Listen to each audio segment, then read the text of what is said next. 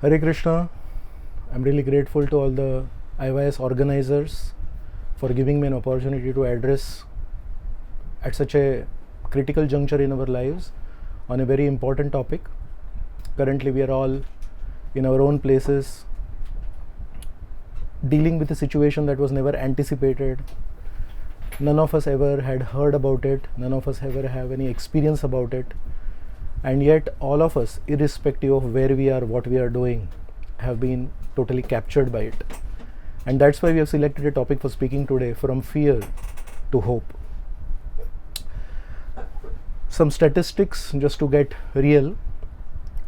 All over the world till now, 27 lakh 97,075 people have been infected by corona. In India, the figure is 24,434. This is on 24th of this month by 11 p.m. The total deaths till today, casualties are 1,94,605 all over the world, and in India 780. So I would really request all of you to please join with me for a few moments and offer our prayers to the Supreme Lord for giving tremendous strength, tremendous resilience to all the families who have been affected by it directly or indirectly. Also, we'll all pray to Shri Radha Gopinath to give unlimited strength, unlimited courage for all the corona warriors who are fearlessly fighting against this disease and helping humanity at large to take advantage of the human form of life. We'll offer our prayers to Shri Radha Gopinath by chanting the Hare Krishna Mahamantra once. Hare Krishna, Krishna Krishna, Hare Hare, Hare Ram, Ram Ram, Hare Hare. Some devotees have informed me that today is Shri Parshuram Ji's Jayanti. Lord Vishnu incarnated in this world to fight with wrong, and I guess somewhere there is something wrong going on.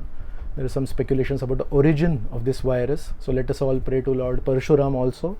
Also, one more devotee has mentioned to me that today is Srila Shukdev Goswami appearance day, and Shukdev Goswami also appeared in this world to give us the elixir of spirituality. So let us all pray to Shri Parshuram Ji and also Shri Shukdev Goswami Maharaj that they give us strength to overcome our obstacles and also taste for Srimad Bhagavatam, by which we can develop some positive vibrations, from positive thoughts in our lives. So with these few words, we'll begin. Wherever we are in our lives, we can all offer our prayers today. Whatever situation we are in, let's offer hope to everyone around us. To help others does not take for us to be strong. If we want to help others, we may not be strong, but we have faith in the strong and we are ready to do the needful to help others. So whoever we are, let's offer our prayers to the Supreme Lord. The situation today is very scary. None of us are aware of when it will end. When did it start? How far has it spread? How many are carriers? How many are really transmitters? How many are infected? How many are affected? All these figures are very difficult to understand right now today. So in this scary situation, everyone is wondering, when does this whole thing end? And as this is going on, some are enjoying working from home. There are people who are locked down in their homes, and probably their prayers to God for spending more and more time with their family have been answered. So somewhere there are some people who are enjoying working from home. They have some peace at home. Some of them are actually getting worked out. Whereas some people are also feeling confined, and all of them are feeling fearful. For those who have assured jobs, it's just a question of changing the location. But for some whose jobs may not be assured, for them this kind of uncertainty is really fearful. They don't know how long they will last. Of course, there are government protection measures that for 3 months we don't do anything drastic with our employees, but still beyond that, so many people are scared. We know of one school where the admissions are in question, and the principal of the school is worried whether sufficient people will take admissions this time, because the earnings of the parents have reduced, they are in question. So a lot of things are going to happen here. Talking of fears, I'm sure you could have heard of these few fears that we have noted. There is a fear of spiders, arachnophobia. This fear of heights, acrophobia. This fear of the dark, nyctohylophobia. There is fear of death, thanatophobia.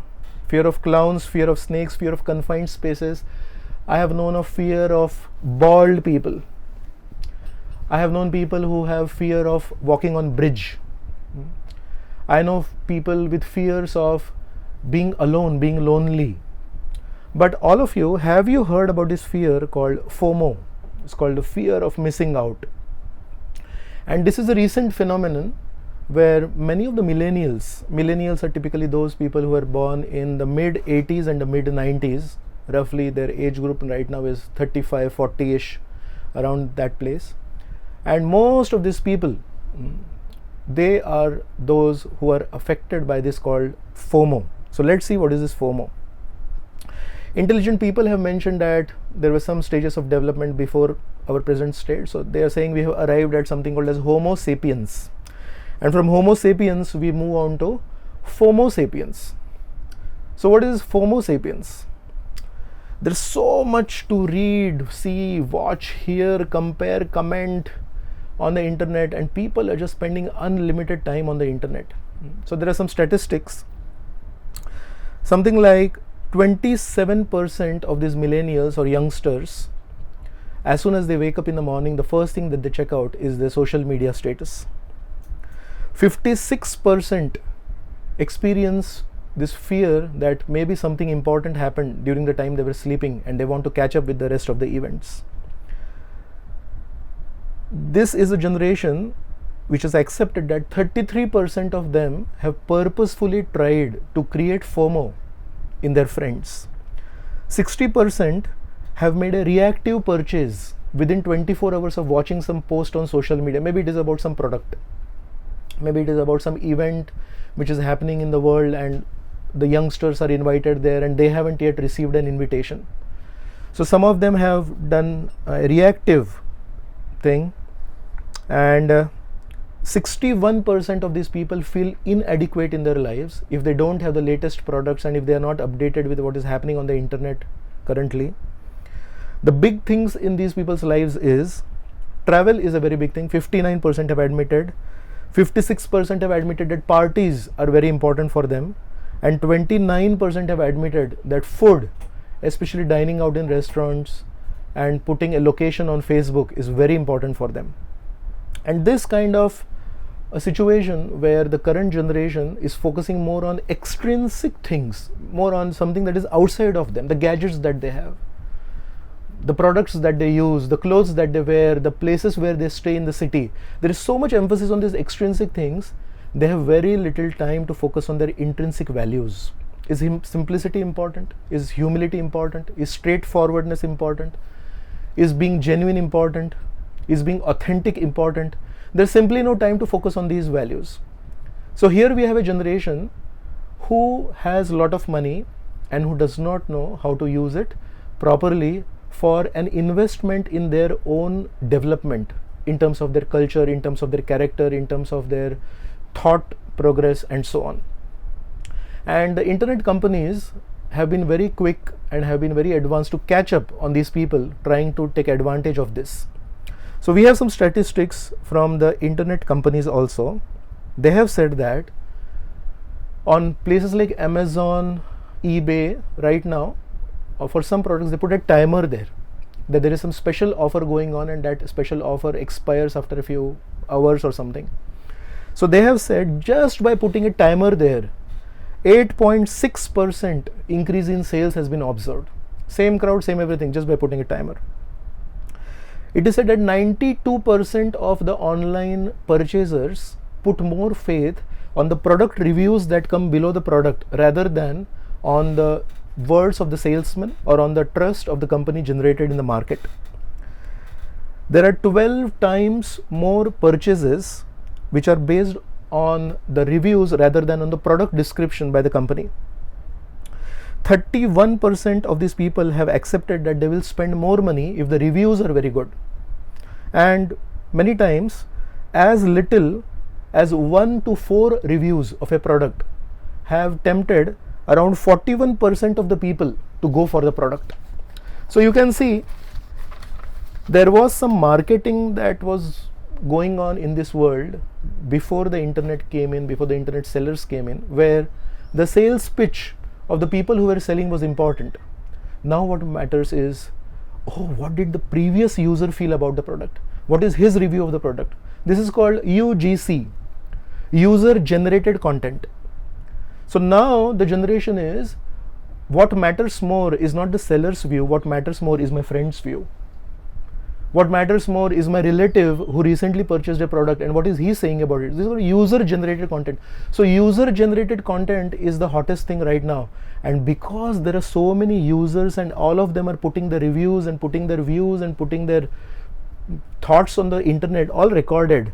So people are so much in their fear of missing out that the 24 hours sometimes fall less. So somewhere around 18 to 20% of the whole day when they are in a woken up state is spent purely on social media.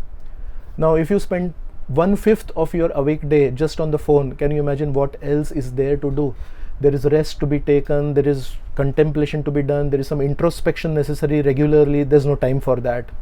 So that's why we are dealing with an important phenomenon today, and this is called FOMO. 56% are afraid of missing something such as an event, news, important status update if they don't keep an eye on their social networks. So at one point of time, the crowd would chase the leader. There would be somebody who would stand out. He had his own opinions. He wanted to make his mark. And the crowd would chase the leader. Today, the situation has changed, my dear friends. Today, every single person who wants to stand out is very likely to feel all alone. He's in the fear of missing out, and actually the person who's very different chases the crowd. Today conformity is very important. It is much more important than being unique. And that's why you see when a few cinema stars change their hairstyle, when you're traveling around in the world today, everyone seems to have this hairstyle. Somebody started growing a beard and everyone has a beard. Somebody started going a very nice, pointed mustache, and then we see so many youngsters having that. So what is important today is being part of social acceptance. And some years back it was make your own mark, stand out, don't be a commoner. Things have changed. So this is the real OMG today. The social values have changed.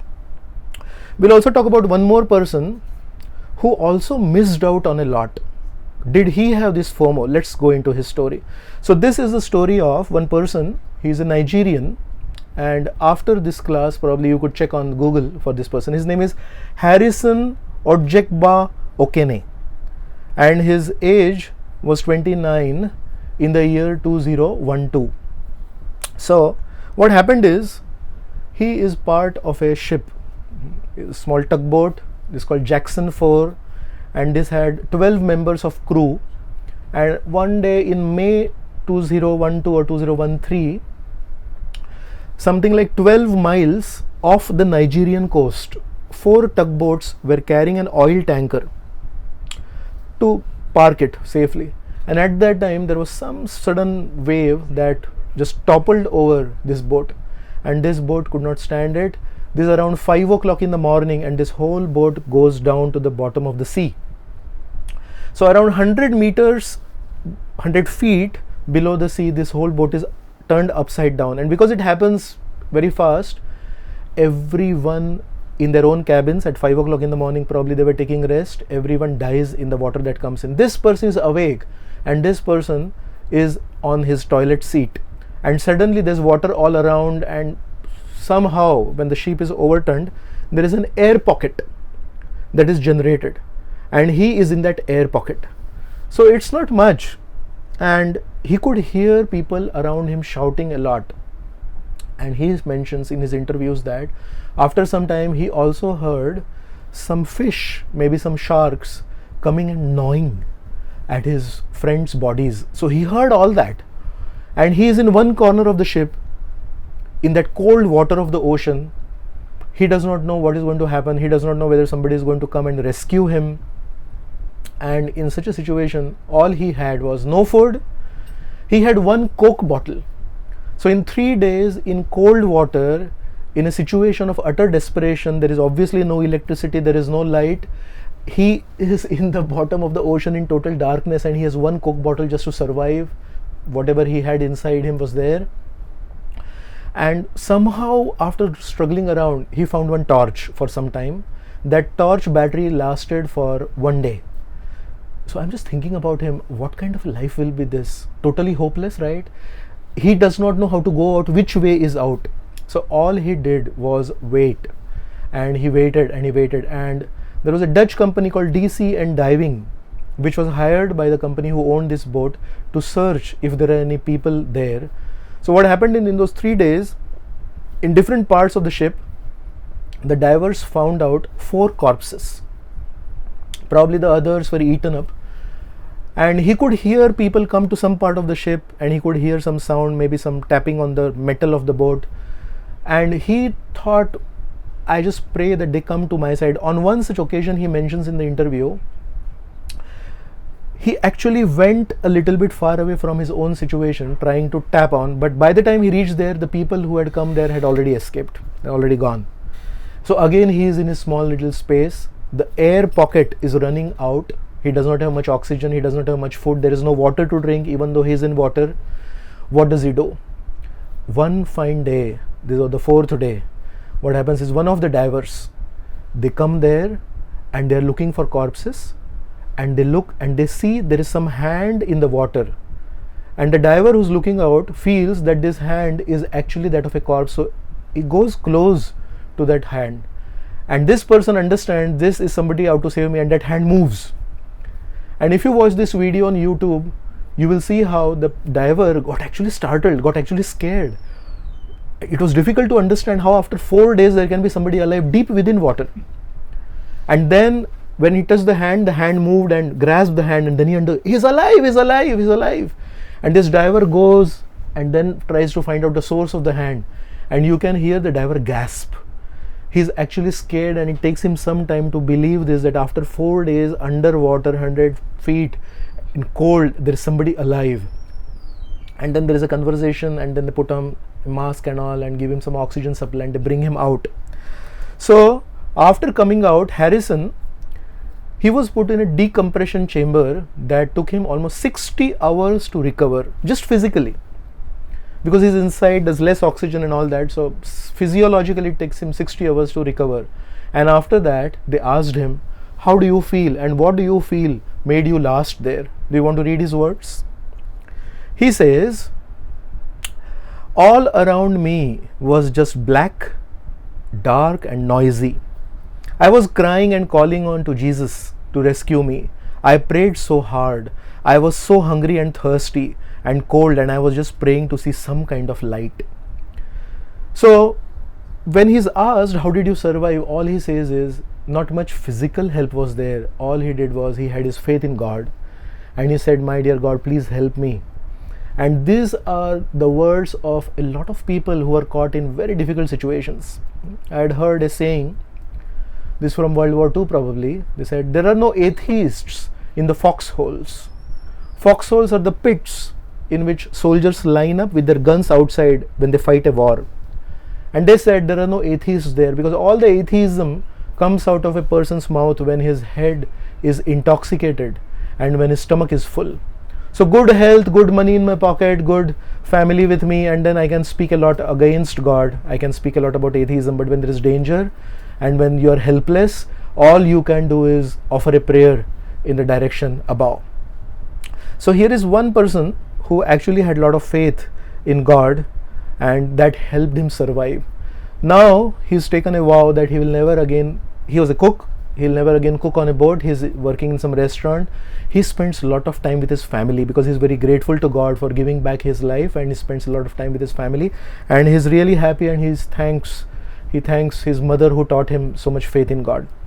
So the question from the story for all of us to reflect upon is, how will we react if suddenly from a bright summer day our life changes to cold winter? Suddenly we find ourselves in a difficult situation. Sometimes, I have met some students who feel so much caught up in their exam fever. They have told me on the day of the exam, when they sleep, when they wake up in the morning, they get a dream just before that where they feel, oh, it's 10 o'clock exam and it's 9:30 in their watch. And 9:30, they realize the most important exam, they just catch a taxi, the taxi person is not willing to take him, they somehow convince somebody, the taxi is going, then he says, this road is closed, can I take another road? And he's wondering, can I reach my exam on time? And the taxi goes somewhere, and then there is a roadblock, and this person has to run the last 10 minutes, and somehow he reaches that examination hall, and he tells the examiner, can I come in? And the examiner says, sorry, you're 10 minutes late, you're not allowed from the exam. And with this kind of desperation, this person wakes up from his dream. So many students I have heard that they have this kind of a sudden crisis situation. If not physically outside, at least in their mind, it plays a very important role. So in our lives, imagine in the city environment, if we get into an elevator, we want to go to the 5th floor, and suddenly there's an electricity failure, and you're all alone in that elevator, and somewhere stuck in between. What do? If you cry out, nobody hears you. The next time when some mechanic comes, the generator is put on, we don't know anything. And one time I had heard from one person who was caught up in an elevator. He says, all these modern elevators which doors close tight, and they are high speed elevators, not the previous ones which had that grill to close. These modern elevators, actually they don't have much of fresh air supply. So this one lady who was caught up in such an elevator, she said it was the most difficult situation of her life, with no air to breathe, and nobody to help her, and nobody even to assure her, yes ma'am, we are working on it, just wait for half an hour and we'll work it out. So there's just something for all of us to reflect on. If in our lives we are completely helpless, nothing to eat, nothing to breathe, no hope, how will we survive? So to help you with this, I want to offer you a story that can probably help us deal with some situations like this and offer us hope in a time of fear.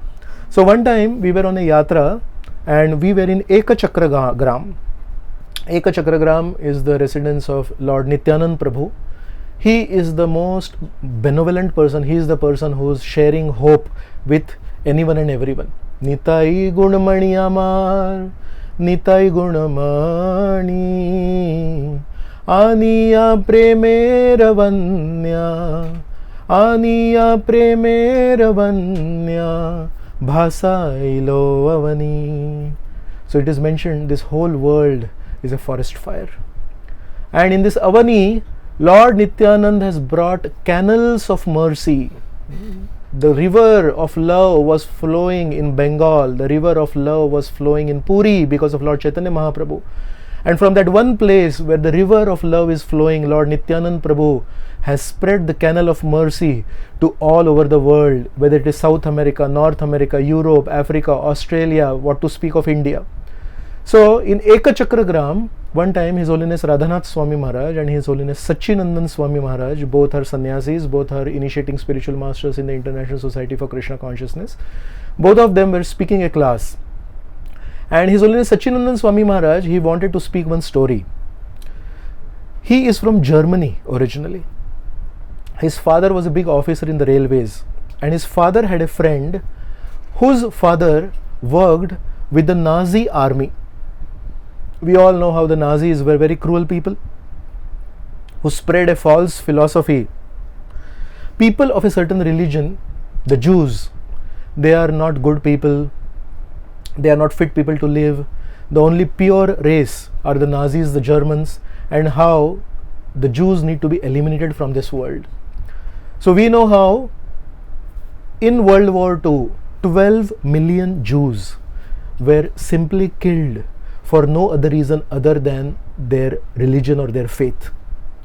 So Sachinandan Maharaj is speaking about this person who's working as a guard in Nazi concentration camp. Hundreds and thousands of people from all over Europe are brought there, the Jews, and they will be eliminated through various means. Most common was they'll be put in a chamber where there will be some poisonous gas. So it used to be called a gas chamber. So this guard, he is a normal German, and he was told by his authorities, you are doing a very important task. in this room, in this hall, we are going to now bring in the Jews. And they are dirty people, they are nonsense people, they don't deserve to survive. And this is a task given to us by our Führer, the head of the country, Hitler, and all of us have to assist him. So with all that wrong propaganda that he had heard in his ears, he had a certain bias against the people whom he was supposed to guard and make sure that they will be killed. One day he entered that hall, and it's not a good place to stay. Hundreds and hundreds of people are just crowded like cattle in a small hall. And to his amazement, what he saw was some prisoners had drawn very beautiful butterflies on the walls. And he thought maybe it is a few of them who are painters, who are some artists, and who have that kind of feeling. And he checked in other parts of the whole camp, and he saw no matter where he went, on the walls there were beautiful butterflies that were painted by the Jews.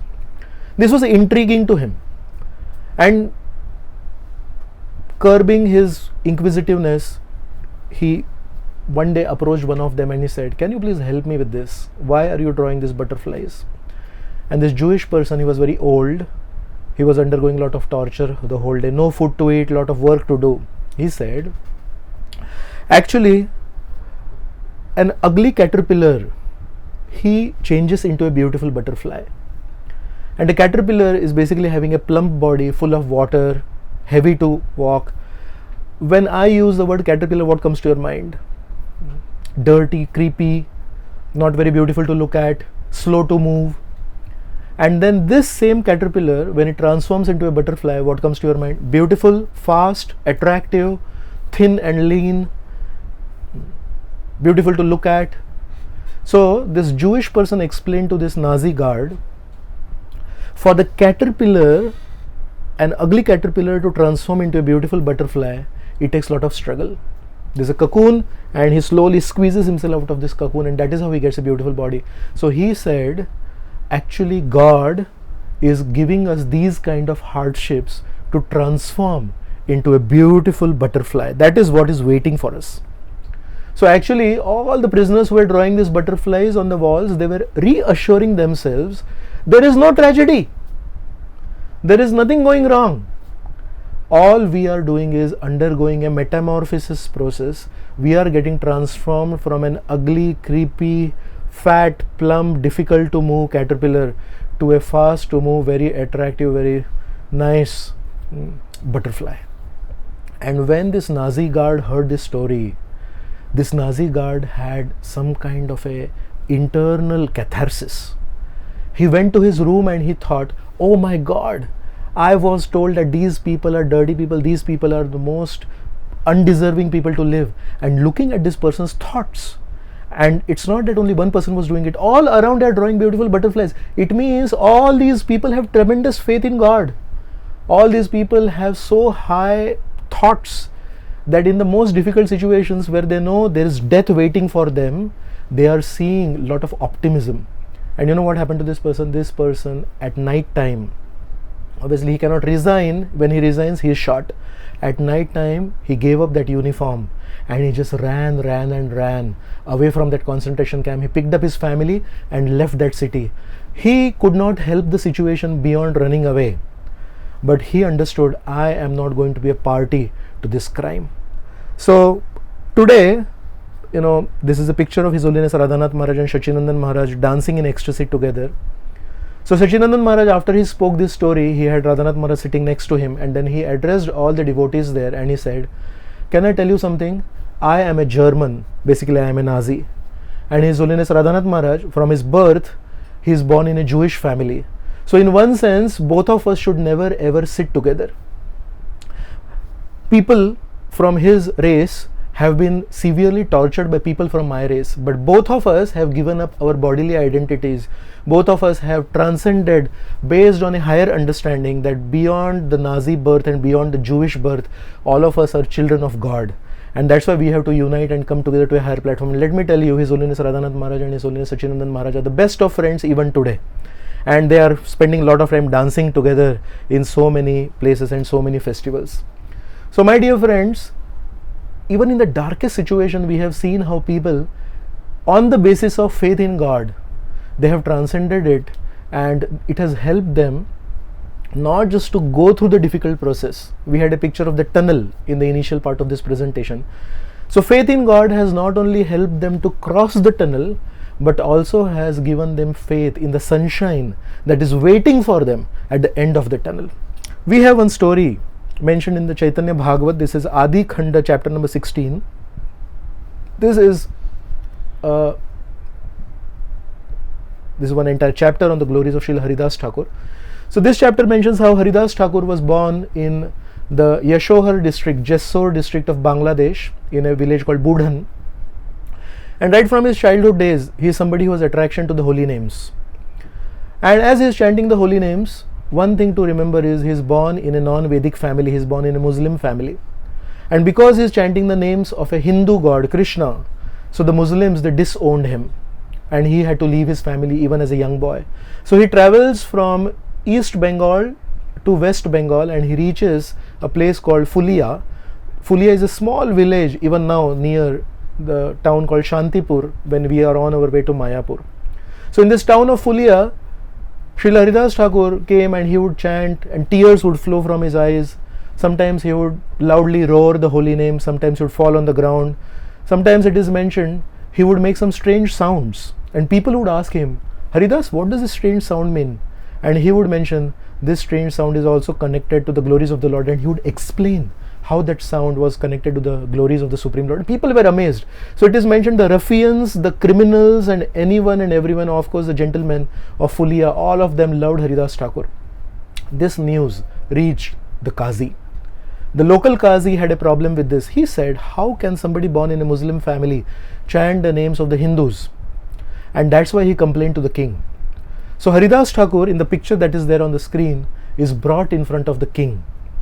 And then he is asked, are you going to stop this or not? And he says, I am not going to stop. So before he is brought in front of the king, he is actually imprisoned. And he is put in a jail. So in the jail, there are many good people who have been imprisoned in the jail because they are against the reign of the king. They are somebody who believes in the Hindu customs. Probably they were worshippers of the deities in the temples. And all of these good people, the Sajjans, they were put in the prison. And when the Sajjans heard that Haridas Thakur is going to be imprisoned in the prison, they also became happy. They thought maybe Haridas Thakur will come and give us some blessings. Usually saints are supposed to give blessings. Many times people approach those who stay in the temple full time, please give me your blessings, please give me your blessings. So they had some hopes in their heart. And when they saw Haridas Thakur enter the prison, it is mentioned Haridas Thakur, he had his long arms extending to his knees, and the eyes were wet by chanting the holy names, and he casts his merciful glance on all the prisoners. He looks around and all of them are so happy, all of them offer obeisances to Srila Haridas Thakur. And Srila Haridas Thakur, after giving his blessings to the prisoners, he speaks something. All of them are expecting freedom from the prison. All of them are expecting blessings in that way. What does he speak? Thaka thaka ekhana achha yena roope gupta ashirvada kahi hasena kautuke. Here it is mentioned, thaka thaka yena rupa achana ekhana. Srila Haridas Thakur in Bengali is saying, my dear prisoners, wherever you are, please stay in this situation forever. And the next line Srila Vrindavan Das Thakur mentions, Gupta Ashirvad Kori Hasena Kautuke. Gupta Ashirvad. So what is this Gupta Ashirvad? Actually, when Haridas Thakur spoke like this, you stay wherever you are in this situation forever, all the prisoners, they were morose, they were despondent, their faces fell down. Oh no, this was our hope, and how could Haridas Thakur say that? So Haridas Thakur replies. Haridas Thakur says, my dear friends, please believe me, I have never ever given an inauspicious blessing to anybody in my life. Actually here, I am blessing you. This is Gupta Ashirvad. You did not understand what I said. What I mentioned was, when you are outside in the world, there is competition, there is envy, people conspire against you, they attack you, people loot you, people cheat you. Outside, the atmosphere is of fear. You don't know who is your friend and who is your enemy. Right now, when you are all inside the prison, there is nobody to envy you, because who will envy you? Every one of you is in the same situation of fear. In this situation, all of you have a common fear, and based on that, all of you can come together and take shelter of God together. This is such a big opportunity for you, and that's why I mentioned to you that all of you stay in your situation forever. He said, in this situation, you don't have any bad association, you don't have any materialistic association. All of them are outside and you are inside. Just look around you. He's a gentleman, he's a gentleman, he's a worshipper, he's a believer. What good opportunity can a person seek being surrounded by all kinds of good people, freedom from fear, freedom from envy, no materialistic association, and tremendous opportunity to come together and chant the names of God.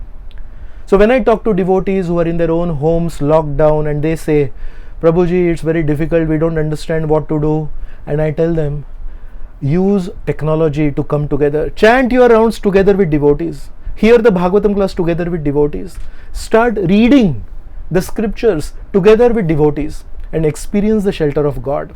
So he says, I mentioned actually that this situation where you are helpless materially but very strong spiritually, I wanted this situation to last in your life. By the way, I also bless you that in the next 2 or 3 days you will get free from the prison.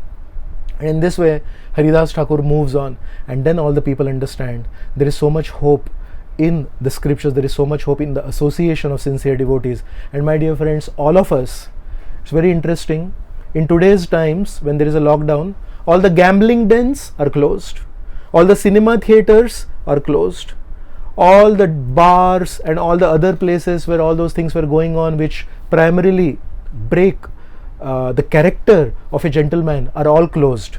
And don't you all agree that there are so many classes going on right now? There is a Zoom class in the morning, there is a Zoom class in the afternoon, evening, night. There is so much opportunity to advance spiritually when all the negativity in this world is down. So one devotee was mentioning, actually this is something like a forced Ram Rajya. In the Ram Rajya there was nothing wrong and only positivity was there. So similarly today's times are forced Ram Rajya on all of us. There's so much hope for all of us.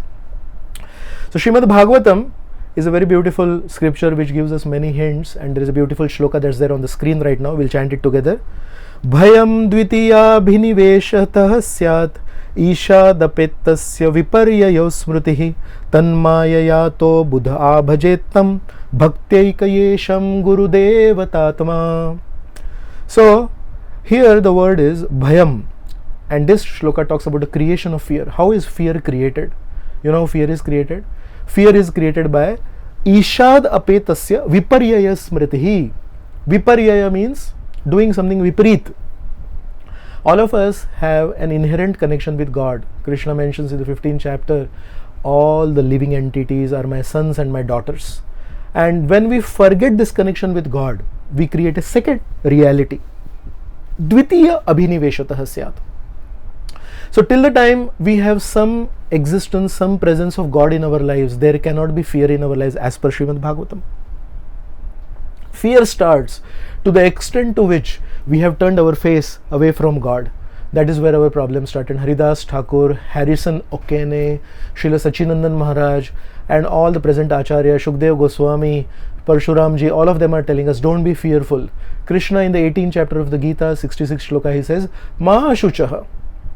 Do not fear, my dear devotee, do not fear. I have a beautiful song for all of you. Please listen to this song. This is by George Harrison. This is called My Sweet Lord.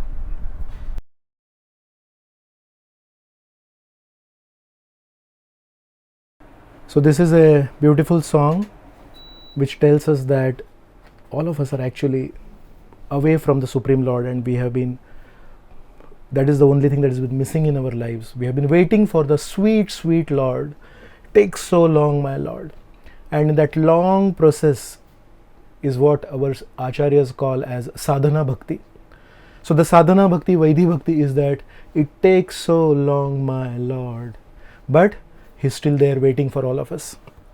So remember the word FOMO, fear of missing out. Actually, while planning for smooth roads, all of us want a smooth ride through life. We have made complicated highways in our life. So each one of these roads that is there on the screen right now is definitely very smooth, is definitely very nice. But just look at all the mess that has been created. And for many of us, this is the story of our thoughts also. We want to have success in every small thing that we do, and yes, it is possible. But look at the big mess in our head that we have created because of our attachment to all these things. So the FOMO that we have is the fear of missing out, right? And we all need to transform it into JOMO. So on the screen right now is JOMO. What is JOMO? Is the joy of missing out. Is there something in our lives to miss out on? Let's come together and make a plan to miss out on the anxiety that we are carrying unnecessarily. Let us drop all our burden of unnecessary expectations that we are carrying.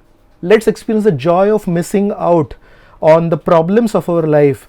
Let's experience the joy of missing out on the frustrations of our life. Let's experience the joy of missing out on trying to please every single person in our lives for every moment. There is so much to experience in our lives positively. I have heard from so many devotees how in today's times, the most successful and the most convinced materialists who never ever thought of approaching God have started feeling some kind of a desire in their heart. Switch on the AC.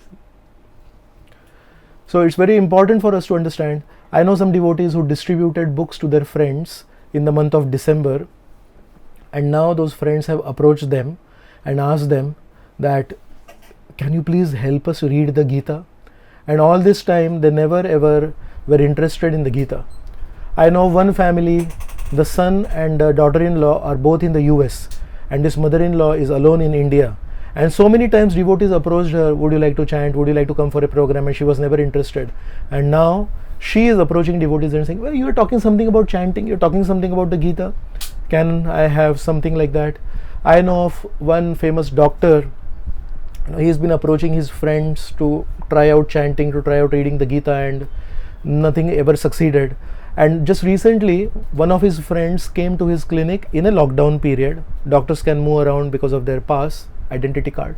So he comes to his hospital and he says, you remember you used to always ask me about chanting beads and reading the Gita and all that. Can you give me some chanting beads? And this famous doctor is now ready to chant. So many opportunities that have opened up.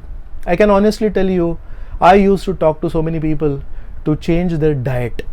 So many people today feel that unless they have a heavy dose of non-vegetarian food stuff, they cannot grow properly. And I can tell you today, so many people who are fixed up on consuming non-vegetarian items are thinking twice when they look at their plate, and they're thinking, is this really safe for me? So swine flu comes from pigs, bird flu comes from the birds, corona comes from bats. There is something called as Hanta virus. That Hanta virus comes from eating rats. And so many things are going on in this world. I don't know, there could be some more also. I never heard of cauliflower virus. I never heard of tomato virus. So all these vegetarian items, if you see, even in today's times, they don't have any virus. There is no Gawar virus, there is no Tondli virus. And 9.26, Krishna is saying, Patram Pushpam Phalam Toyam, Yome Bhaktya Prayachati. Krishna is advising us, my dear Arjun, if somebody offers to me with bhakti, with love, one leaf, one flower, one fruit, and some water, I will accept it. My dear friends, those who are watching this, there has never been a better time to emphasize on 9.26 than right now. I refuse to accept that today's times are very tough times. I am saying, if you have a preacher kind of an attitude, if you really want to distribute the message to people right now, this is the most favorable time. People are scared. People don't know how to reconcile something that they have heard over a period of time in the textbooks, in the media, that non-veg is good, whereas the figures say all these deadly diseases always originate from non-veg, and we never heard of diseases coming from vegetarian food items. Can you imagine how much more people are fertile for understanding what is the reality of life, what is the path to fearlessness today? So somebody told me there are three kinds of situations in our lives. There are problems in our lives which we are always very fascinated and which we're very attracted to solve. There are some problems in our lives which we are meant to solve. What we are supposed to do is we are supposed to elevate ourselves, we are supposed to gather more knowledge, to gather more strength. And in this way we can solve some of our problems. Some of the problems, my dear friends, are not to be solved. We have a fascination, but they are not to be solved. Some of the problems are just meant to be tolerated. It's a lesson in tolerance. and there are some problems in our lives which are not supposed to be tolerated and which are not supposed to be solved by me. They are supposed to be solved by others, and when others solve those problems, some experts solve those problems, we are supposed to learn from them. There is no need to get into every small thing that is going on around us and getting affected by it. We have to do our bit, whatever is possible from our side. So it is mentioned, the Navy SEALs in America, they have a mantra. Their mantra is, slow is smooth, smooth is fast. So they are saying how we have this tendency to hurry in our lives. We want to do everything fast in our lives. And they say actually slow is the real smooth. And if something is done smoothly, if something is done gradually, then that is the right fast. Any other fast other than smooth is not real fast, it actually collapses. So how long does it take for the sun to move from the eastern horizon to the western horizon? 8, 9, 10 hours depending on the season. Now when we have lights in our own rooms, we have a switch, we switch it on, immediately light is produced. How long does it take for the sun to rise? Now most of us who stay in the city may not realize this, but one time we were in Puri for the yatra and we used to actually see the sun rise. In my estimation, it took roughly 30 to 40 minutes for the sun to just rise above the horizon. My dear friends, 8 to 10 hours of full light, but it takes 30 to 40 minutes for the sun to rise. In our lives, if we want to shine, will it take some time for us to actually go through the process of growing and then shining and then giving light to the whole world? So please don't mind difficulties that come in our lives. All of us are aware of Srila Prabhupada. We have a photograph of Prabhupada just next to us, and we have most photographs of Prabhupada sitting on a huge Vyasasana with so many garlands, and there are so many people in front of him chanting Jai Prabhupada, Jai Prabhupada. If you read Srila Prabhupada Lilamrit, Prabhupada had roughly 10 to 11 years of tremendous success, but he has gone through roughly 43 years of tapasya in India before he got success while preaching. So if you see from that perspective, 43 years of preparation minimum. The Lilamrit mentions a lifetime of preparation, but at least we can pinpointedly see that dedicating himself to his spiritual master's mission took him 43 years of preparation, and after that he got success. So in our lives, we have got such ready-made books and such ready-made concepts and association and entire society, temples are there, congregations are there, everything is all set up. Can we expect some years of struggle in our lives before we can actually contribute to this world? So let's focus on JOMO, let's focus on the joy of missing out. In America, many times there are storms, and the American government has made in many prominent cities something called as a storm shelter. So now the storm shelters are huge warehouse kind of structures that are meant that when there is a hurricane or something, people just go in, lock themselves up, and they are saved from the storm. Now when there is no storm, these structures are of no use in one sense. But whenever there is a storm, in 5 to 10 minutes there is an evacuation signal that is sent, especially those on the coast, and then every person can actually enter the storm shelters. So storm shelters are always there standing, and many times those who have never experienced storms in their lives could look at those storm shelters and say, what is this structure meant for? No good, it's a waste of money. And when a storm comes, no technology can save you, no weapons can save you. The whole city enters into the storm shelter, and that's where it receives shelter. Similarly, my dear friends, our rishis and our acharyas, all the scriptures, the Bhagavatam, the Chaitanya Charitamrita, the nectar of devotion, Updeshamrit, Bhagavad Gita are all like storm shelters. For those who have never experienced a storm, when they look at this scripture, they say, is this not waste of space? Is this not waste of paper? As if all the film magazines and everything else is a very good use of paper. And then when there is a storm in everyone's life, when there is nowhere to look up to, your technology cannot save you, your gadgets cannot save you. In fact, it increases FOMO, it increases your fear. That is the time when these books, these deities, the association and all that we have heard till now acts as a storm shelter. So we have to move from FOMO to JOMO. Today's life is what is appearing on the screen right now. Actually, our ego has made us believe that we are the center of the universe and each and every living entity around the world is meant to serve us. But what is the reality? In nature, what is our situation? Our situation is that we are just one amongst the several creatures who are there on the planet. How can we ever move our place from the circumference to the center point? This is our problem today. And if you read the Gita, If you read the scriptures, in the Gita for example, Krishna says, Sarva yonishu kaunteya aham bijah pradapita. Krishna is saying, you're not special. You are special in the sense, in the human form of life, you have a tremendous opportunity to know me and re-establish your relationship with the Lord. But in a general sense, all living entities are my children and you are not somebody special.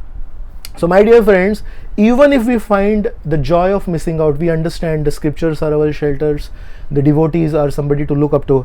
How will we respond when life takes us by surprise in the future? Do we have some tips for that? Let's focus on the tips now. So we must do the needful. This is the first thing that all of us have to remember. I can tell you one story. One time in a town there was suddenly a flood. And when that flood came, people were being evacuated, and there was one particular person who had tremendous faith in God. And he said, because I have faith in God, God will rescue me. I don't have to go anywhere. I don't have to fear. And he stayed in his home. Slowly, as the flood came in, the water level started rising, and the ground floor where he was staying, it became filled with water. So he had to rush to the terrace, the top floor. So when he went to the terrace, he's waiting there. He sees a car coming there, an SUV, rising above the water, and they are saying, please come, we are evacuating people from this city. And he says, no, I'm waiting for God to evacuate me. So please come. No, okay. After some time, when the water level rises, the government sends a boat, and this boat people are saying, hey, there is nobody left in town and we are evacuating the last people, come on, we'll rescue in a boat. And he says, no, God will rescue me. After some time, the water level rises much more, and then there is a helicopter that is sent by some good people, and they are saying, come on up, we'll rescue you. And he says, no, God will rescue me. After some time, the water level rises and this person drowns, and he goes to God, and the first thing he tells God is not gratitude for all that he received in his life. He has a severe complaint against God. Why didn't you save me? And God says, who do you think sent the car? Who do you think sent the boat? And of all the people in the city, why do you feel the helicopter at such a height above the home? It approached you. It was I who sent the car, it was I who sent the boat, it was I who sent the helicopter, but you needed to see my face there. It is not necessary that I always come in my own eternal form. I can use Vaishnavas, I can use my representatives. And many of us have this hatta, we have this zid, we have this adamant nature that if God has to save me, He has to save me in a particular way. My dear friends, God is Swarat, God is independent, God is infinite, God is Ananta, so He can save us in Ananta ways. Why do we wish to force God to save us in a particular way?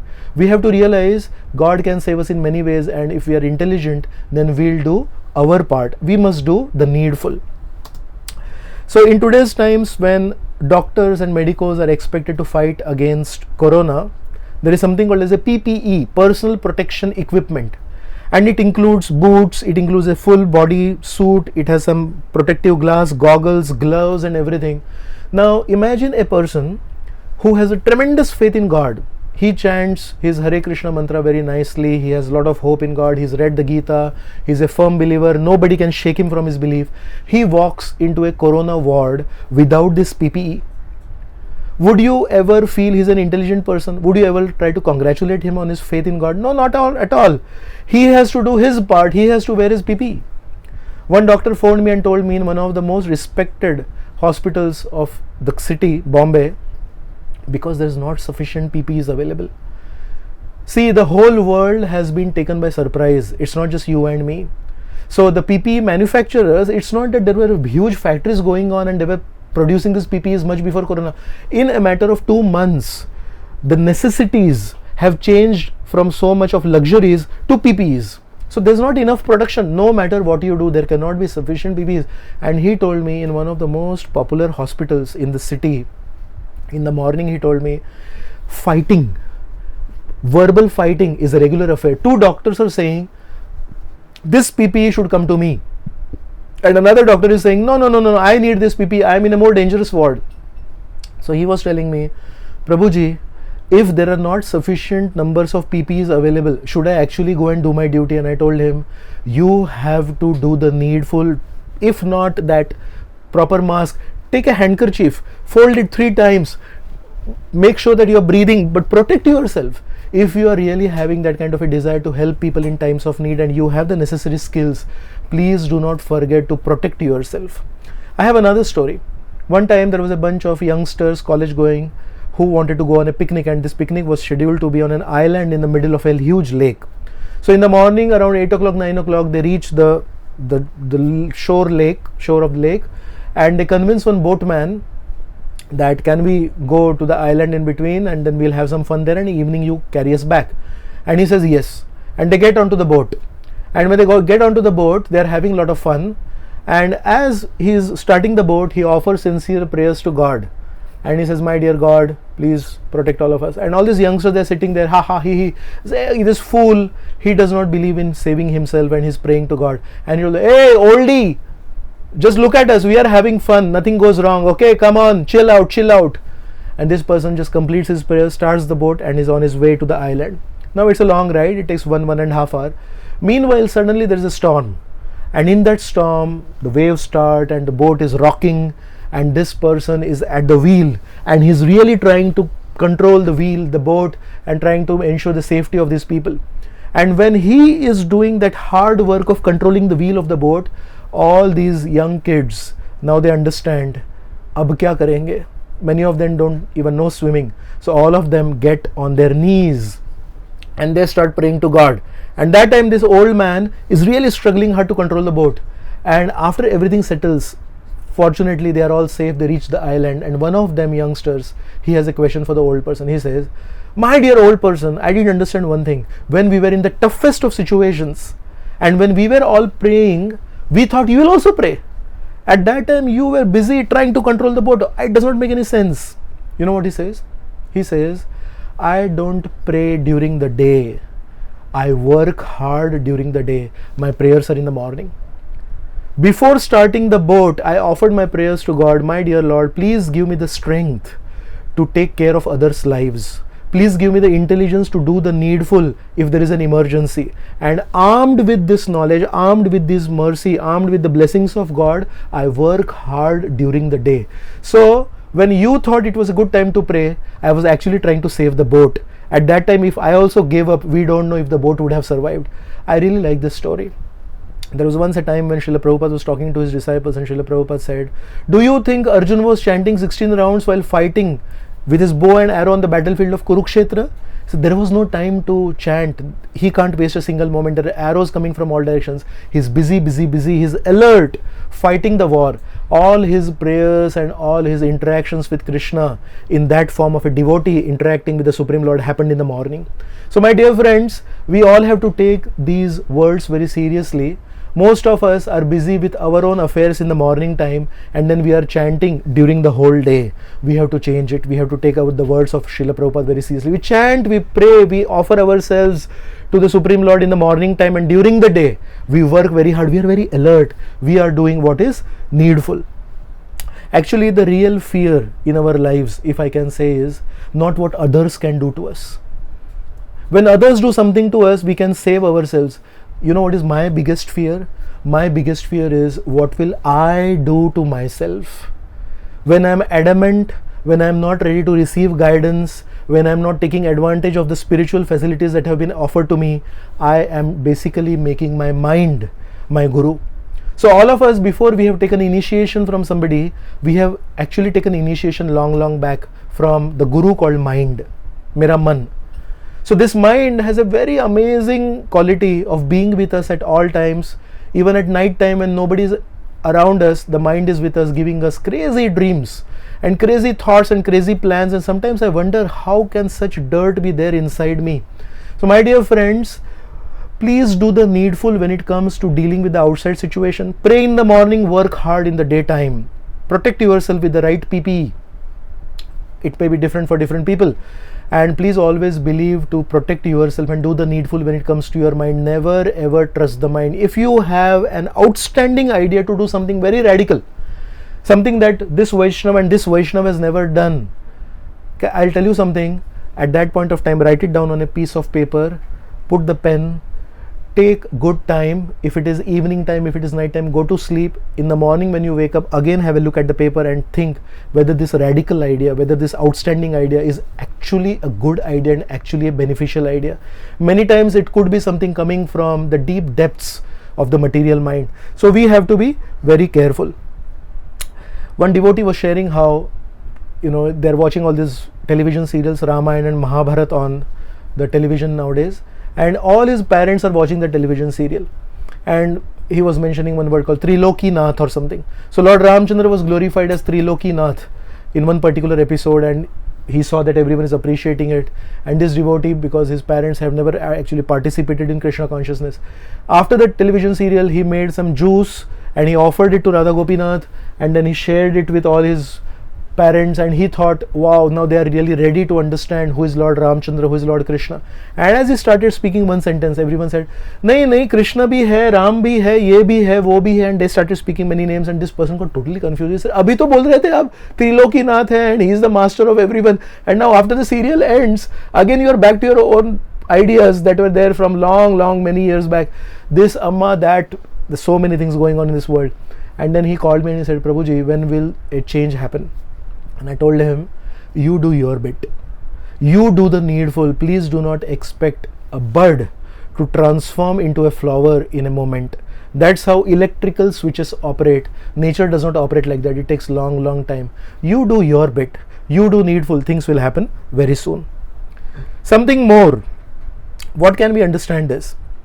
So in the Srimad Bhagavatam, Canto 4, chapter number 8, the first few shlokas mention how the fear is created. It mentions Adharma and Mrisha were brother and sister. Adharma and Mrisha were brother and sister. According to Vedic culture, brother and sister never get married. But Prabhupada mentions in the purport how this is the first time when irreligion was not only created but also he propagated it. So irreligion and falsity, Adharma and Mrisha, they married together. From them, Dambha and Maya was created. Bluffing and cheating was created. Again, bluffing and cheating are brother and sister, but this brother and sister again come together. And then Lobha and Nikriti is born, that is greed and cunning nature.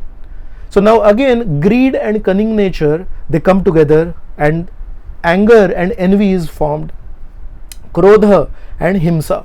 So Krodha and Himsa are born from greed and cunning nature. And when Krodha and Himsa come together, then Kali and Durukti is born. What is Kali? Kali is fighting tendency. So whenever we get angry on somebody and whenever we have envy for somebody, think about this, we feel like fighting with that person, and basically harsh speech comes from our mouth. So when Kali and Durukti came together, then Mrityu and Bhiti were formed. Death and fear was created. And when death and Bhiti came together, then Yatana or excessive pain and hell or Niraya was created. So if you look at Bhiti here, long above in the lineage, there is Adharma and Mrisha, or there is irreligion and falsity. When they come together, after a few generations, then fear is created. So whenever we have experienced fear in our lives, I can safely tell you there has been something which we have done which is not really supposed to be done, and where we have diverted from Krishna's plans. The first shloka of the Gita mentions Dhritarashtra. Dhritarashtra is tremendously fearful. Mamakaha Pandavas Chaiva Kim Akurvata Sanjay. He is fearful. What did my sons and the sons of Pandu do? Why is he fearful? They are on the battlefield. You are a Kshatriya family, they are a Kshatriya family. Fight for the right cause and let destiny decide what is right. But he is fearful. You know why? Because he knows a lifetime of cheating has happened with the Pandavas, and this is Dharma Kshetra, Kurukshetra. So he knows Dharma Kshetra is going to have positive influence on those who are on the side of Dharma, and it could result in elimination of the Adharma. And that's why he is fearful. So we can understand how there is so much fear in the hearts of people when they are not on the right side. So we need to have this perspective. The devil is saying on the screen that just see how I closed down all your places of worship. Can the worshippers and devotees of Radha Gopinath temple come to Radha Gopinath temple? Not physically. Can the devotees of Radha Parthasarathi temple in Delhi go to Radha Parthasarathi temple? Not possible physically, and so on. So the devil is very happy that I closed down all your places of worship, but God is saying, not really. I actually opened one branch in every home. Now people are coming together online, and people are spending more time with the scriptures in their own homes if they have the right perspective. So we need to have this kind of positive perspective in our lives. Situations will keep on changing, and it is one way to test our seriousness. There is a story of Kailash which is mentioned in the scriptures. Kailash is somebody who is attached to his family, and as he is dying, he thinks his sons are not capable of taking care of the property that he wants to give to them. And then Narad Muni comes and says, Kailash, it's time to get detached. Your sons will take care of this property. You don't think about it. But Kailash says, no, they are very young and they are inexperienced. They will squander away all my money. But Narad Muni is telling him, don't worry, you move on with your own spiritual advancement. So Kailash, when he quits the human form of life, he gets a dog's body. But dogs are very protective about property. So this dog becomes the family dog of the home. And then he is trying to protect. Meanwhile, his sons, they are squandering his money. Some are successful, some are sincere, and they protect money. And this dog thinks that he will help protect the property from all the thieves and all. Now one day he starts barking at night time because he is protecting a thief from coming in. And some of the sons, they wake up and they say, you damn dog, you spoiled my sleep. And they start beating the dog. And this dog thinks, I'm your father, don't you recognize me? They can't recognize him. So he gets beaten up. Narad Muni comes there. He knows who he is. And he says, Kailash, I had told you don't get attached to your sons, but you're not really ready to do this. He says, no, my sons are inexperienced. He dies. And because he has this attachment to this home, he's reborn as a snake. And he's staying somewhere near the home, ready to strike somebody who wants to attack the home. So he has this attachment for that home. Narad Muni again comes. Narad Muni says, just see how you have degraded from a human being to a dog to a snake. And at least this time, if you chant, if you take to spiritual life very seriously, you can go ahead in your spiritual advancement. And Kailash says, no. Narad Muni says, this person needs a lesson. Narad Muni goes to the people inside, the children inside, and says, aren't you afraid of this snake? What if your kids get bitten by this snake? And all the sons, they really get fearful and they beat this snake to death. And this is the time when the snake understands, I did my bit and now I have to move on to understand that God has a better plan for me. So when I tell this story, I ask usually, what can we learn from this story? One thing that we can learn from this story among the various lessons, I'm sure you also have your own lessons to learn from this story. One thing that we can learn from the story is, Narad Muni never ever gave up on Kailash. He keeps coming back again and again. Kailash, don't forget. But Kailash is adamant. Yes. We have the story of Vidura. Vidura, when he is with Dhritarashtra, his whole life, he cajoled, he suggested, he expressed so many times, my dear Dhritarashtra, this is wrong. Give up this child. This child will burn the whole Kuru Vansh, just like a fire inside a tree can burn down the whole tree. But he never listened. Finally, when Vidur is driven out of his home, he goes on a pilgrimage, and the first canto of the Bhagavatam mentions Vidur again comes back and gives a strong lashing. He does a surgery without anesthesia, and this is the time when Dhritarashtra actually changes. What about Vibhishan? Vibhishan is somebody who again and again repeatedly told Ravan not to get into wrong things, but then he was also kicked out. Can I ask you one question? When did Krishna kill Kamsa? Krishna killed Kamsa when he was roughly 11 and a half years old. What happened for all the 11 years? Every single day Kamsa was sending somebody to kill Krishna and Balram. But Krishna never took it seriously, and Krishna never went out of his way from Vrindavan, leaving his devotees behind him and go to Mathura to settle scores with his mama. It is Kamsa who invited death by himself. He invited Krishna to Mathura and he wanted to fasten up his process of death. So if you see the kind of hope that Vaishnavas have in a sinful person like me, the kind of hope that Krishna has in me is actually my hope. See, the infinitesimal living entity has this infinite free will. It has been awarded by the Supreme Lord. There's one thing that Krishna will never take away from us. So we have infinite free will, and because of this infinite free will, we have infinite resistance to Krishna's directions and Krishna's hopes and Krishna's expectations from us. And you know what is our hope? Our hope is that Krishna has infinite support to resist our infinite resistance to his infinite mercy.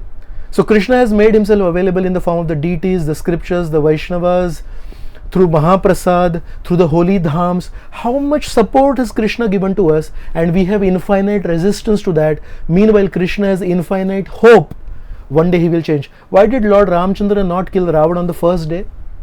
he was thinking maybe he will change. So after killing all his family members one by one, as they attack Lord Ramchandra, finally there is a confrontation between Lord Ramchandra and Ravan, person to person. And Lord Ramchandra shoots an arrow, and the first head of Ravan is killed. At that place, the second head comes. He takes out the second head. Again, the third head comes. When I first heard this story, I was thinking, Lord Ramchandra is the Supreme Lord, he knows everything about everyone. Why is he not killing Ravan directly? You know what is the answer? The answer is, when he shot down the first head, he had hope. The second head that comes will have more sense. इनको समझ में आएगा, एक एक करके इनका पूरा परिवार खत्म हो गया है, कम से कम मेरा एक पहला सर खत्म हो गया है, शायद ये व्यक्ति साधारण नहीं है, शायद maybe it is I who did wrong and maybe he is right and let me surrender to him. So Lord Ramchandra, with every arrow that is shooting and cutting off his head, is offering him one more chance of correction. Ravan, think about it. But adamant as Ravan is and adamant as we all are, we keep on resisting Lord Ramchandra's help. We keep on resisting our Guru's help. We keep on resisting the Vaishnava's help. And that's why we keep on losing, and one day then we'll have to pay a huge price. So we'll have to be very careful that we have to have hope in Krishna's hope in us. Our hope is not in our capabilities. We have to do our bit, but after that it is all up to Krishna. When we go to open a locker in the bank, we have one key and the locker people in the bank have another key. So first we go with our key, we open, that is only 50%, and the other person from the bank, the representative, comes and he opens the 50%. That's when the locker opens up. Damodar Leela is telling us we do our bit and also Krishna does his bit. So we have to be very careful that Krishna's heart has so much for us. Only thing is we have to do our bit and then remember that. So all of us have to come together and we have to keep the hope burning in our own hearts. I had heard a saying, larger the storm or longer the storm, brighter is the rainbow. So my dear friends, I can see the storm right now in our lives. The coronavirus is just extending itself.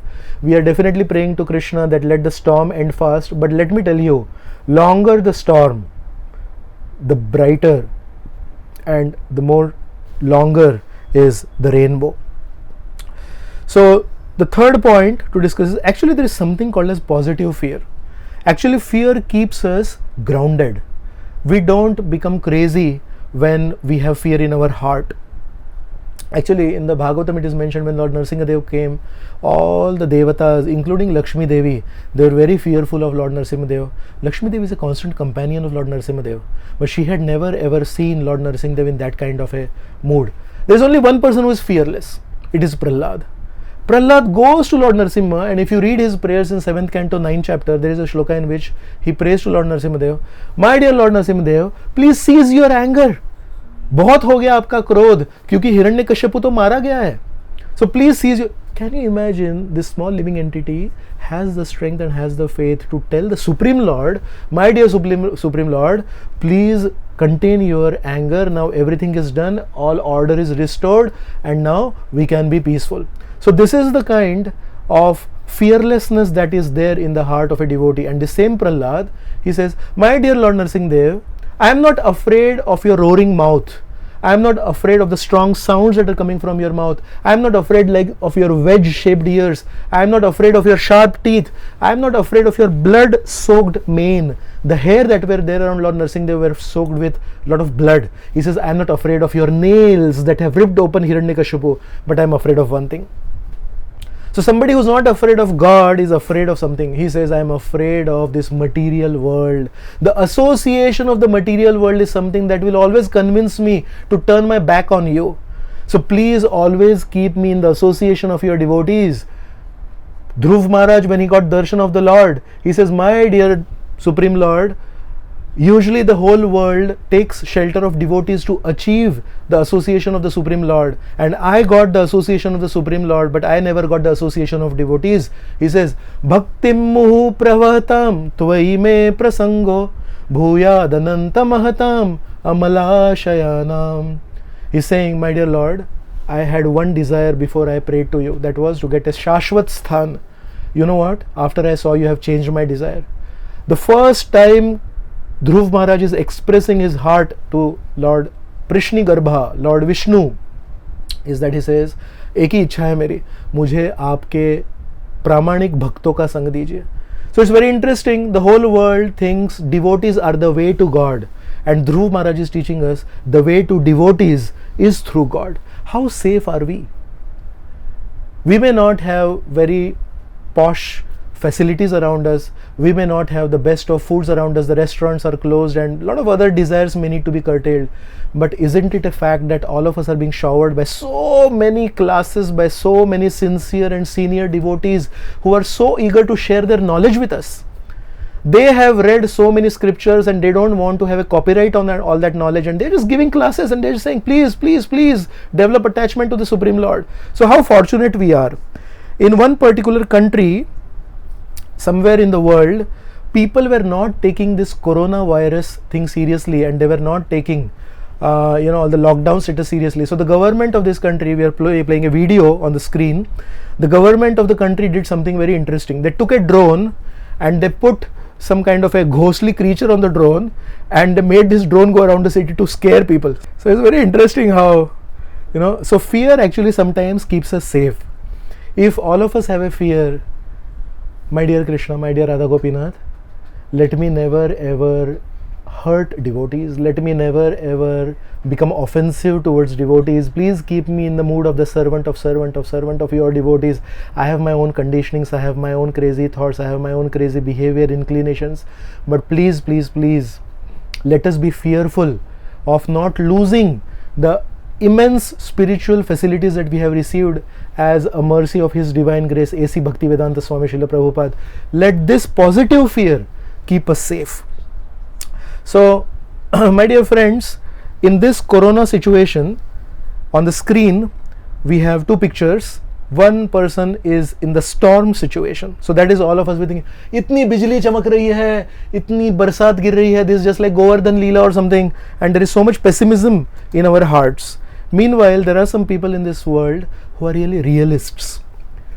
It's not that they are not affected by the lockdown, but they say, beyond the lockdown, there is an opening up of so many spiritual facilities. There is so much spiritual facilities being offered, and so much darshans are available, and so many classes are available. My dear devotees, look at the brighter side of life. So I am calling this person on the right side the rainbow man, and all of us are the storm man.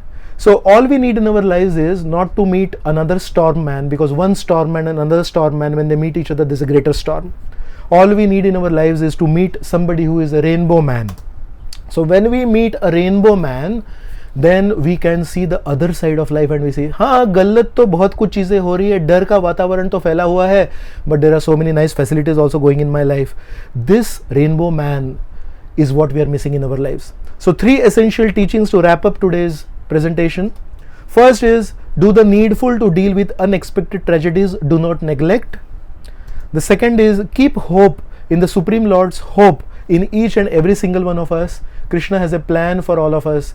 Krishna knows how to make the bud flower in a very organic way. Krishna knows how to make the caterpillar turn into a very beautiful butterfly in a proper way.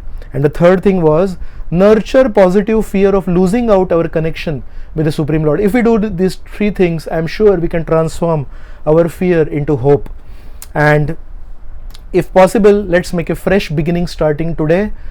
All of you can take one piece of paper, and after the class, spend 5 minutes and say, what positive changes can I do in my consciousness, in my perspective today, by which I can understand, yes, there are some fears in my life, but there is also so much rainbow waiting for me at the end of this, and Krishna is showering so much mercy on me in invisible ways. Let me not become adamant that Krishna has to shower mercy on me in one particular way. Let that be God's call. So with these few words, I'll stop here. I'm very grateful to all of you who have given me an opportunity to spend my time with you and to give me an opportunity to serve you by sharing a few thoughts based on whatever I've heard from my seniors, from my spiritual masters. And if any one of you has any comments or corrections, then you can send on the chat in your Facebook screen, and we'll handle a few questions. Okay, we have a question from Yugavatar Prabhu. He's saying, thank you Yugavatar Prabhu for giving me an opportunity. If Corona is God's plan, should we pray for it to go? We are separated from devotees and temple. Should we pray to be united with the temple again? I would not say that Corona is God's plan. We have seen many instances and many pastimes of various avatars mentioned in the Bhagavatam, Ramayana, Mahabharata. I have never ever come across one story where Krishna tries to hurt people of this world. Krishna never tries to create a disease which attacks people suddenly. No, Krishna is not a sadist who takes pleasure in people's pain. So I can assure you one thing, I do not know the details of how this coronavirus was created, where is it come from, I cannot say for sure, but one thing I can say for sure based on my studies of the scriptures, Corona is not made by God. It is we who have gone away from God's recommendations in the Gita. I was mentioning about 9.26. Krishna is saying, please offer some flowers even to me. So one Acharya says, we eat leaves, spinach, methi, we eat fruits, grains is also a fruit, we drink water. How many of us have ever eaten a flower? Yes, but Krishna does mention patram pushpam. So this Acharya is mentioning Krishna is so overwhelmed when we offer Krishna something with love. It could be a leaf, it could be a fruit, it could be water. Even if you and me offer with love a flower to Krishna, Krishna is so much overwhelmed with that flower, he eats that flower. He says, Ashnami prayatatmanah. So if we stick to God's plan for us, I'm sure we will never ever encounter such tragedies, and we will stay away from SARS, Corona, bird flu, this flu and that flu. Thank you so much. Any other question? Okay, we have a comment from Narendra ji. It was good for giving us positive attitude. Thanks. Thank you, Narendra. Vishal Joglekar is saying that lockdown has been a blessing for me because I'm able to do those activities which I had been out of touch when things were normal. So should we be basking in this hour and nurture our hidden skills to become much better person, or should we pray for this lockdown to end? We pray for both. We say that, my dear Lord, till the time this is necessary for the whole world to come back, nature is recovering. Somebody sent me a video of the Ganga river in Haridwar, and it's a clean river. Right now, the Ganga that is flowing in most of India is fit enough for drinking. You put a glass of water in the Ganga and you can drink that water. So nature is healing itself. And we are also getting a different perspective. I'm seeing different people getting open to the concept of spirituality and existence of God and the need for self-care. Is it not?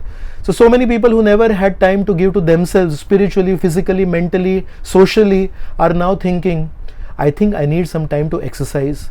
I think I need some time to reach out to my friends, to my family members. I think I need to give some time to my kids, to my wife, to my family members. So I guess people are also opening to the concept of self-care. So till the time everything settles in, we utilize this opportunity to do what we have always been missing to do. Spend more time nourishing yourself physically, emotionally, and also definitely spiritually. And whenever lockdown ends, we utilize that opportunity to do what is possible at that time. Thank you, Vishal, for asking this question. Okay, Neha Agarwal is asking, what after Corona lockdown, when all the materialism will hit us with all of its might? So there is a saying, sweat in peace to fight in war. Usually when there is peace, we have a nice time, and when there is a war, we bleed. We don't have to do that. Sweat now, become ready for the great struggle ahead, so that when a war happens, you face it and you don't bleed. Prepare for 2021, prepare for 2022. There is so much to do right now. Get ready for the difficult times ahead. Utilize this opportunity. Thank you so much. Harsh Raj is asking, if it's because of human karma, then why we devotees are facing the pandemic? My dear friend, I was explaining throughout the class how there is some suffering that comes to us because we are part of this society. I also know some devotees who are now meditating more on having some kind of a farm community. Srila Prabhupada in his books has mentioned, all one family needs is 1 acre of land and 1 cow. 1 acre of land and 1 cow is sufficient to feed one family. So probably some of us who have some money can come together. We can think, probably we can coordinate, and we can search out for opportunities. After this lockdown, we purchase some land and where we grow our own food. Imagine if all of us had paid attention to Srila Prabhupada's teachings. I'm not saying we need to shift tonight or we need to shift on the night of the first day when the lockdown opens. I'm saying this is a recommendation from our founder Acharya. Please become self-sufficient. So we have to individually, collectively, and also at the society level, International Society for Krishna Consciousness level, we have to come up with different ways where we start investing in self-sufficiency. let us give some amount of our daily earnings to a fund which probably takes care of cows. Let us give some amount of our daily earnings to some fund that can purchase some land away from the city, so that in such times of crisis where the urban habits and the urban consciousness, the competitive consciousness, the exploiting consciousness again creates a situation like this again, devotees at least will be safe on some farm community where they have their own self-sufficiency. So probably it's a time to reflect that we are caught up in a situation for no fault of ours, but this could be a wake-up call for us to meditate more on the founder Acharya's instructions. Thank you. Yugavata Prabhu is saying Parshuram's appearance day, he cleared the earth of wrongdoers. Yes, definitely he did that. Our way of doing it is by spreading the holy names. Gaur and Nitai, their weapons are the holy names. They don't kill the people, they kill the evil tendencies inside the people's hearts. Thank you for asking. Is Nilesh Chaudhary is asking, is Corona one of Adi Bhautik Klesha? It could be a little bit of Adi Daivik and it could be a little bit Adi Bhautik. It could be some karma coming to us from the higher authorities, the demigods. We are not very sure about that. Okay, so thank you very much. I am really grateful to all those who participated in today's Facebook Live session. Let's take this opportunity to reach out to Srila Prabhupada's instructions. Let's take this opportunity to reach out to all our friends and transform our lives from fear to hope. Thank you so much. Jai Shri Shri Radha Gopinath Bhagwan ki Jai, Jai Srila Prabhupada ki Jai, Jai Ananta Koti Vaishnav Vrinda ki Jai, Jai Nitai Gaur Premanande, Hari Hari Bol. RG Media YouTube channel. Like, share, subscribe.